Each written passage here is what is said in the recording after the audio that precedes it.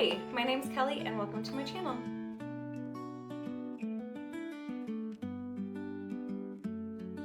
I'm in a different spot today.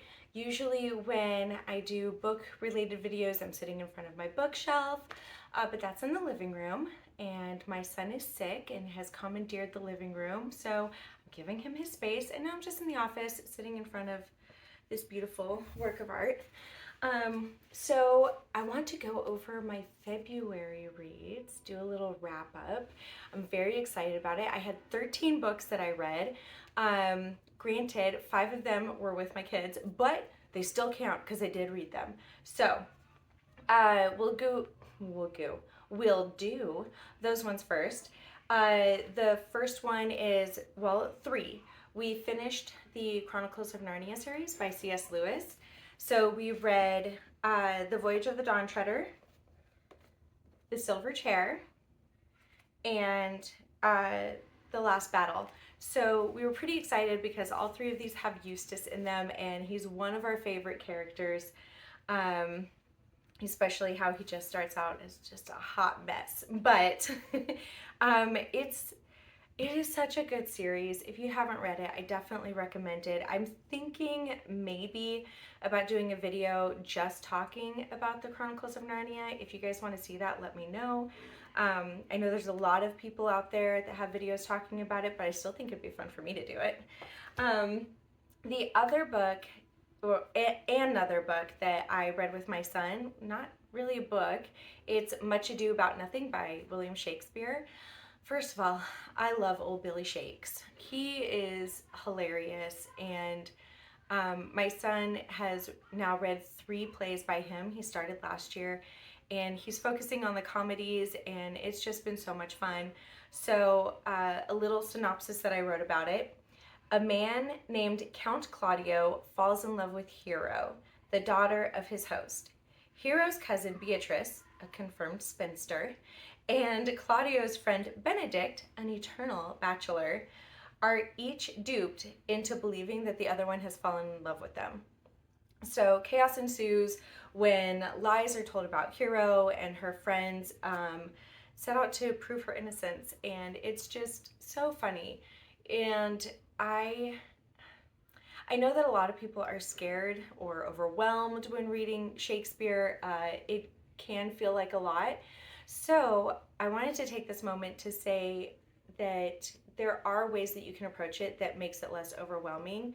First of all, there is a book, hold on.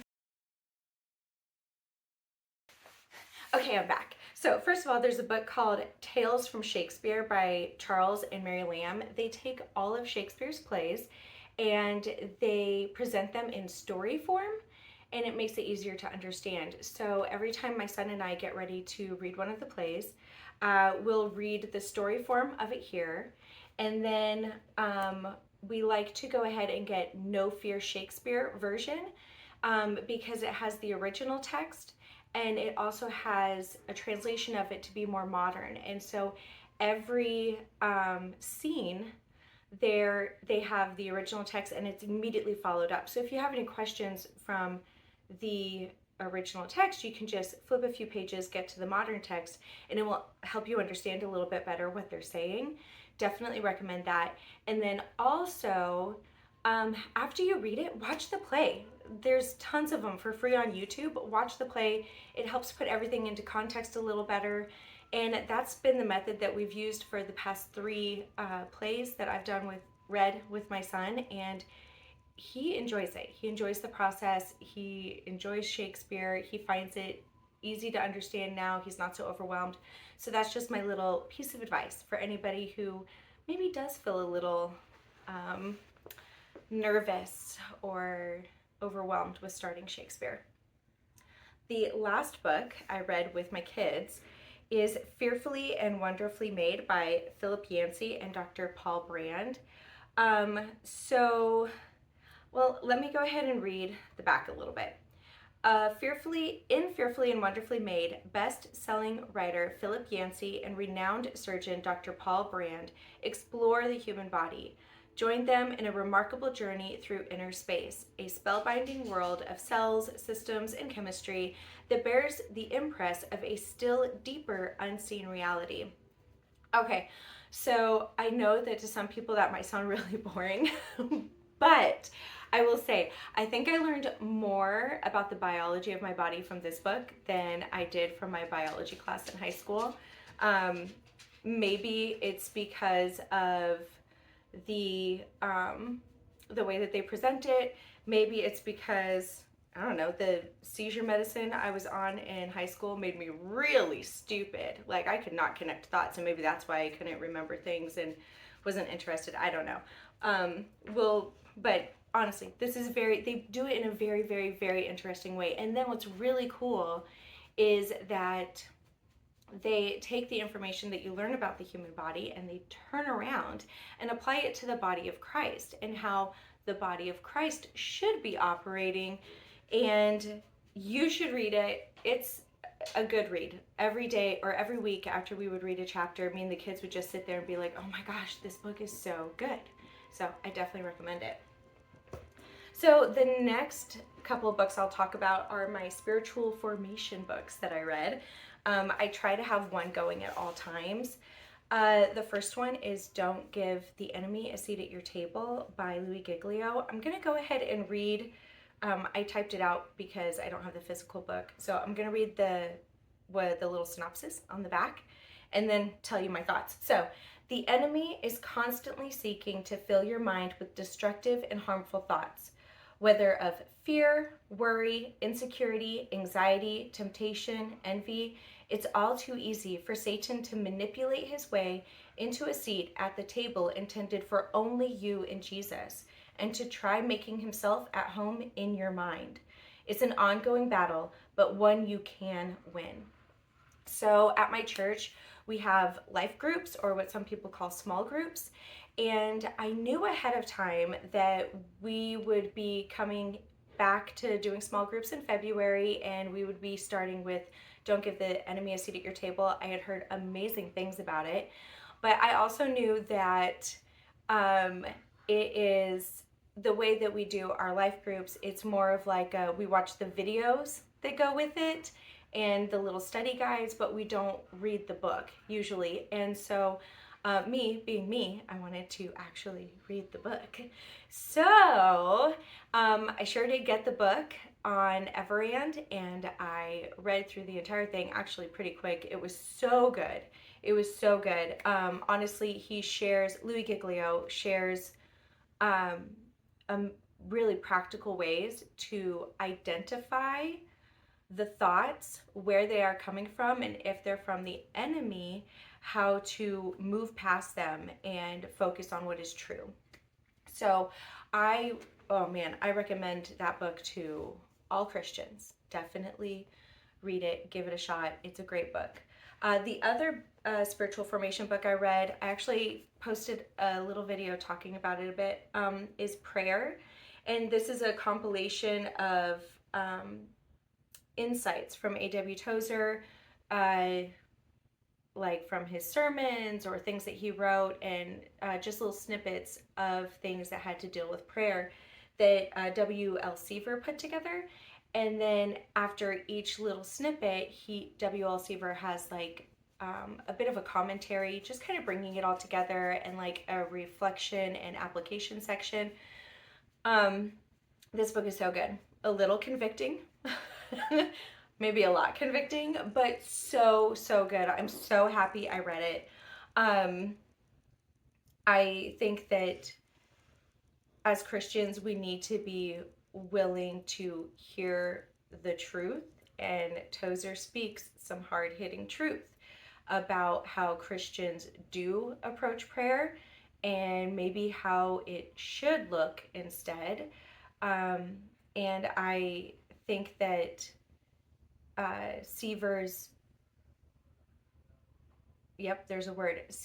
commentary and reflection sections just kind of rounded it out beautifully. I think that prayer is a very important tool as a Christian, and I think that we don't utilize it as we should. So that's my little thought on that. Anyhow, so the next books I read are just the fiction books, and I have a few of those. First is Wishtress by Nadine Brands. I also read this one on Everand. Um, when I read the synopsises, when I read them, I'm not probably going to read the whole thing for these books because sometimes I feel like they put spoilers on the back, and I don't like spoilers. And so if I feel like something is something that might be a spoiler, then I'm not going to read that part, but I'll read you guys other parts. And if you want to know if there's more said on the back because you do like more information or you like a little bit of spoilers, like my daughter, the weirdo, loves spoilers. Anyhow, then I mean you can look up the book and read the full synopsis description on the back. But anyway, Wishtress by Nadine Brands. The synopsis says, she didn't ask to be the Wishtress. Mirth was born with the ability to turn her tears into wishes. But when a granted wish goes wrong, she is cursed. The next tear will kill her. He can stop time with a snap of his fingers. Bastian's powerful and rare talent came in handy when he kidnapped the old king. Now the new king has a job for him. Find the Wishtress and deliver her to the Schloss. But Bastian needs a wish of his own. He gains Mirth's trust by promising to take her to the well, but once he gets what he needs, he'll turn her in. Their quest can end only one way, with her death. So I feel like Nadine Brands does a really great job of portraying the struggle between good and evil, between standing firm in faith and giving into darkness. And the character development for so many of these characters is so beautiful. You know, they really do, each of them have their own struggles and the things that they are fighting within themselves. And the end is just, I feel like it's very well done. It leaves you wanting more time with the characters. It leaves a little to the imagination of what's happening. From what I understand, Miss Nadine Brands said that she left it that way in case she decides to write a sequel. So I think that'd be cool. But I really did enjoy The Wishtress. There is some magic in it. It's fantasy, obviously. But I felt like the way it was done was like a fantasy approach to spiritual warfare a little bit. So I liked it. I thought that it was a great way of talking about these things to the masses, maybe people who are not followers of Christ. I thought it was really good. The next book that I read was Fellowship of the Rings. From the Lord of the Rings trilogy by J.R.R. Tolkien. So I mentioned this before. I have loved The Hobbit since I was in 6th grade. It's been one of my favorite books since 6th grade. I'm not entirely sure why it is 20 years later, 27 years later, and I'm just now reading this trilogy. I don't understand that. If you can have an idea of as to why I would put that off, let me know. But it makes no sense to me. But this book was so good. I love it. I love how descriptive J.R.R. Tolkien is.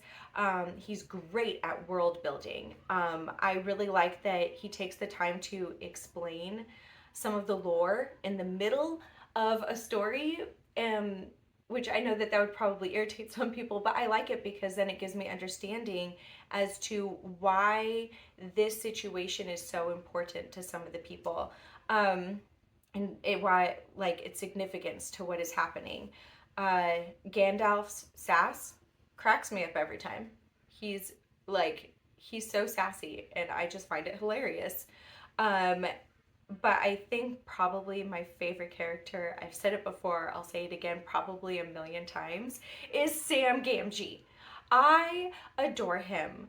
I'm not kidding when I say that I just want to hug him and squeeze his little hobbit cheeks and just be his friend. I absolutely adore Sam Gamgee. I am 100% convinced that it is him and his loyalty and his trustworthiness and his faithfulness to Frodo that is going to be the reason for the success of this mission. I'm convinced of it. I'm probably about 3/4 of the way through the next book right now, and I still feel that way. So that must mean I'm right. Anyhow, so the next two books that I read are part of a series. I've only read the first two. I haven't got to the third one yet. So the first one was A Noble Masquerade by Kristi Ann Hunter. I loved this book. So part of the back says, Lady Miranda Hawthorne acts every inch the lady, but inside she longs to be bold and carefree. Approaching spinsterhood in the eyes of society, she pours her innermost feelings out, not in a diary, but in letters to her brother's old school friend, the Duke of Marshington. Since she's never actually met the man, she has no intention of ever sending the letters and is mortified when her brother's mysterious new valet, Marlowe, mistakenly mails one of the letters to the unsuspecting Duke. It is so funny. This book is hilarious, and on top of that, there's a spy, a super sassy main character. It is so much fun. So I actually ended up kind of doing like a quasi buddy read of this book with Celestria.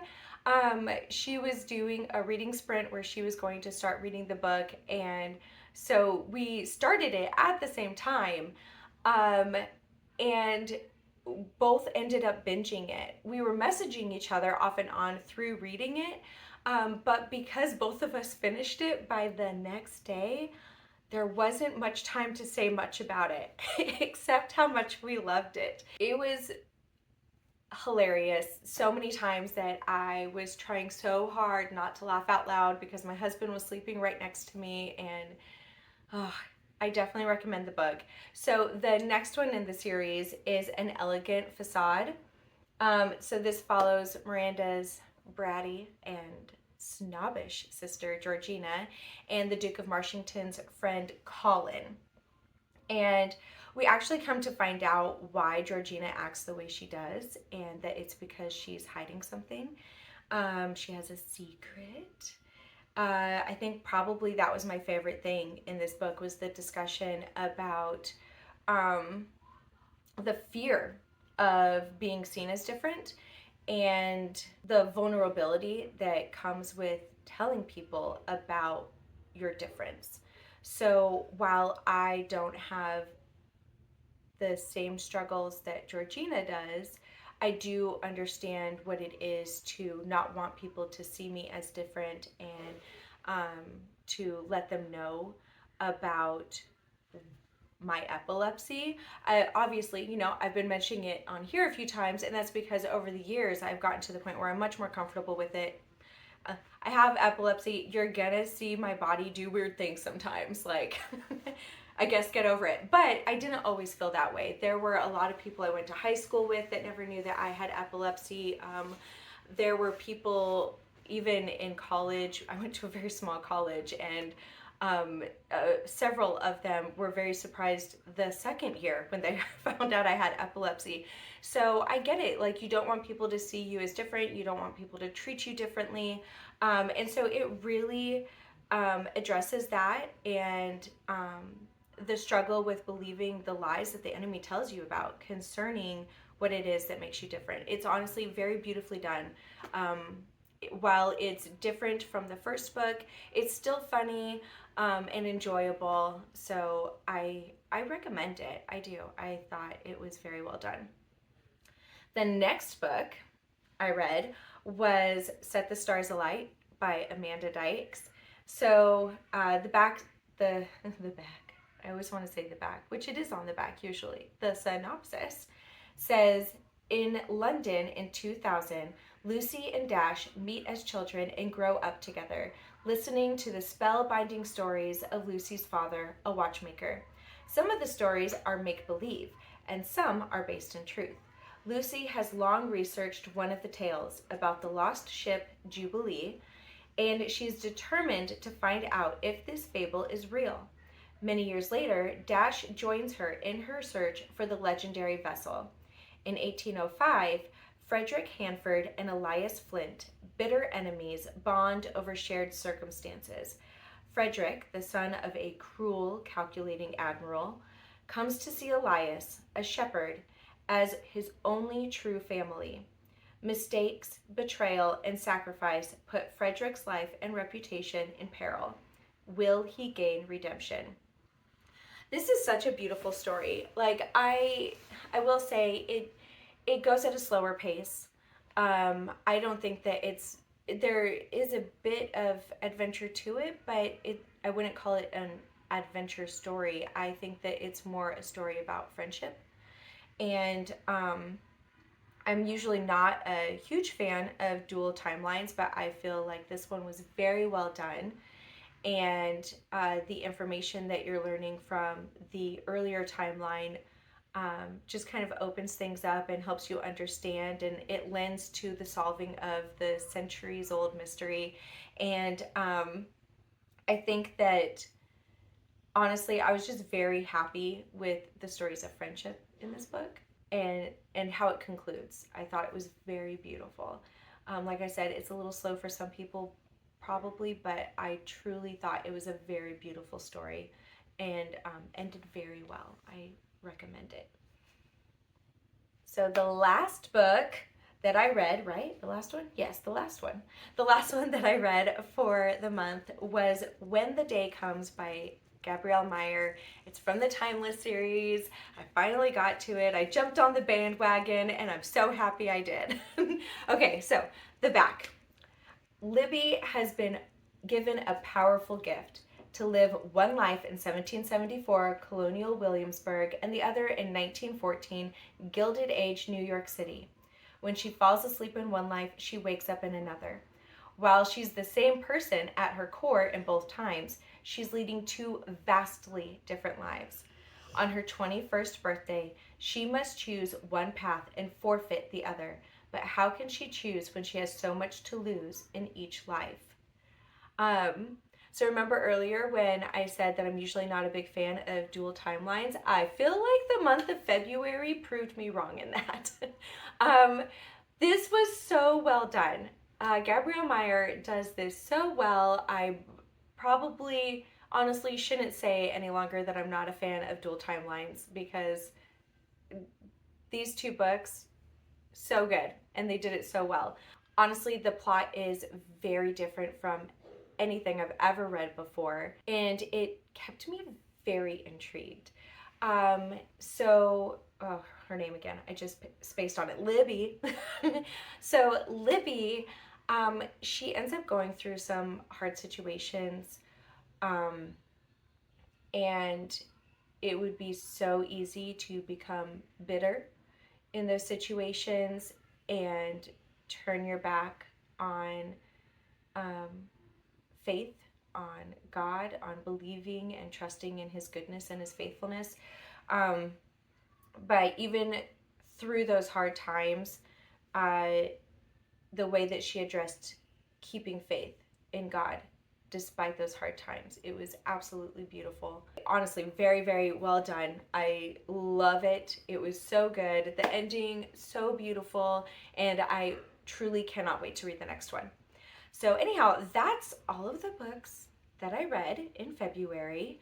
I'm currently doing middle grade March. I'm very excited about it.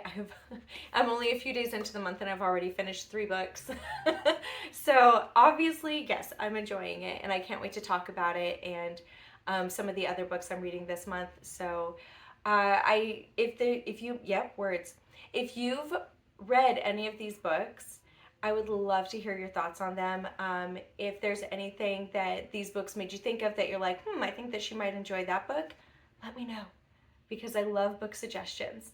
Anyhow, I hope that you all have an amazing day. God bless.